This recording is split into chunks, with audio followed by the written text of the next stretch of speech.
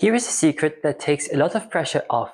An English job interview is not a free conversation. It follows a structure, and once you see the shape, the whole thing becomes predictable. It opens with "Tell me about yourself," a 2-minute professional summary, not your life story. Right after come the experience questions, where they want concrete examples instead of opinions. Somewhere in the middle, the behavioral block lands. Tell me about a time when. And yes, they really want a story with a beginning, a middle, and a result. Strengths and weaknesses show up next, where honesty beats performance. Eventually, they ask, why do you want this job? Which really tests whether you've done your homework. Salary makes a brief, awkward appearance. They flip the mic and ask if you have questions for them. And then the close. 8 beats, generally in that order.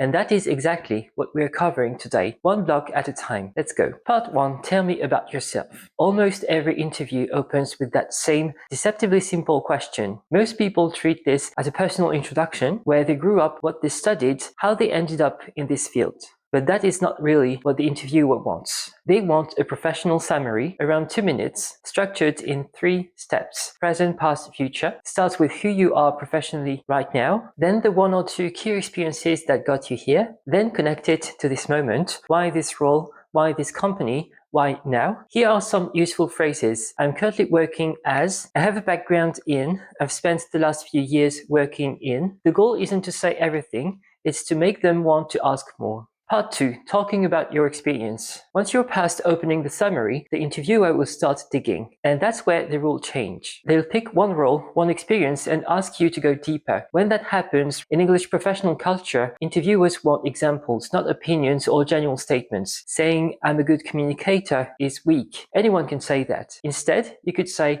in my last role, I managed communication between 3 teams across 2 time zones, and we delivered the project on time. It's stronger because it's real. The frame is STAR, S-T-A-R, situation, task, action, and result. Set the scene briefly, explain what you needed to do, describe what you did, and give the outcome. Load up on action verbs such as led, built, developed, improved, reduced, negotiated, delivered, because those words signal impact. Part 3, behavioral questions. In English-speaking professional cultures, a huge portion of the interview is behavioral questions. Tell me about a time when you had to deal with a difficult colleague. Describe a situation where you worked under pressure. Give me an example of when you showed leadership. Those key phrases, tell me about a time, describe a situation, give me an example, are all asking for a real story. The instinct is to go general with something like, I always try to stay professional, which answers nothing. What works is specific. For instance, in my previous role, I had a situation where a colleague and I fundamentally disagreed on how to approach a client presentation. What I did was, etc.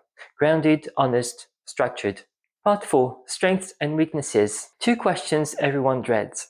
Strengths first. The trap is the generic list. I'm hardworking, I'm a team player, I'm motivated, which every candidate says and which costs nothing to say. So it means nothing. What works is picking 1 or 2 genuine strengths and backing them up with evidence. One of my key strengths is staying calm under pressure. In my last role, we had a launch that went sideways 2 days before the deadline, and then you walk through what you did. Always back it up with a precise example from your experience. Now, weaknesses. Do not say you work too hard or you're a perfectionist. Recruiters have heard it thousands of times, and it signals one thing, that you're not being honest. Pick a real weakness and explain what you're actively doing about it. I've sometimes struggled with delegating. I tend to want to handle things myself, but I've been working on this. I've made real progress on trusting my team. This is a real weakness, but paired with active improvement. Part 5. Why do you want this job? This question tests 2 things. Whether you've done your research and whether your motivations make sense. The answer needs to say what genuinely appeals to you about this company and what you bring that makes you right for them. One without the other feels incomplete. What's weak is, for example, I'm looking for a company that offers growth and a dynamic environment. It could be said about anyone. What works better? I've been following your work with sustainable packaging for the past year, and the European rollout last spring was exactly the kind of initiative I want to be part of. And so my background in supply chain feels like a strong match. Specific, reciprocal, researched. Part 6, the salary question. This makes people uncomfortable, but it doesn't have to. Have a number ready on a range based on actual market research rather than a figure you invented on the spot. Based on my experience and the market rate for this kind of role, I'm looking for something in the range of calm, grounded, professional. If you want flexibility, add I'm open to discussion depending on the full package. And if you want to turn the question around, the question, could you share the budget for this role, is completely acceptable in English-speaking professional cultures. It's not rude, it's direct, and direct is valued.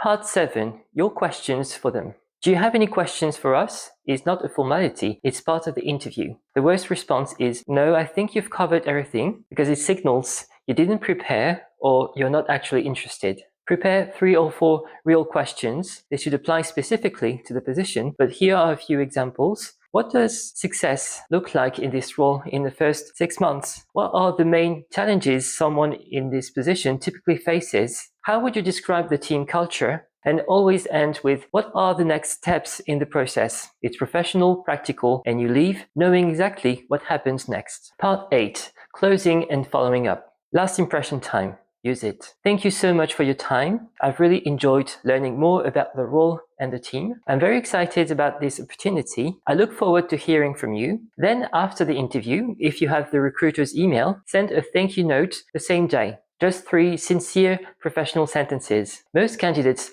don't do it, which is exactly why it makes a difference. Here's what to remember above everything else. An English interview is not a test of your vocabulary. It's a structured conversation with patterns you can prepare for. The anxiety comes from the unknown, and the unknown shrinks dramatically the moment you know the patterns. Have your examples ready and walk in with a plan. You have the tools now. Use them. For more structured English training, TOEIC and TOEFL prep, and free resources, head to erosophia.eu. See you in the next one.